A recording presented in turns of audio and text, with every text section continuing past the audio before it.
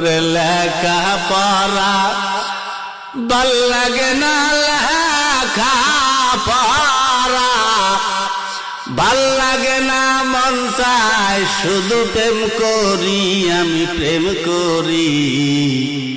কোথায় রইলেন প্রেমের ব্যাপারী, দুঃখে মরি। কোথায় রইলেন প্রেমের ব্যাপারী। ঠিক না?